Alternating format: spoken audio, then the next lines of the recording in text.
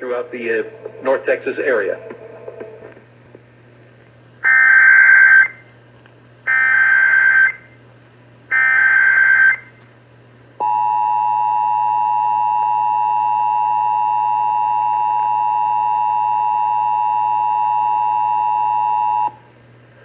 We interrupt programming at the request of the National Weather Service to activate the North Texas Emergency Alert System.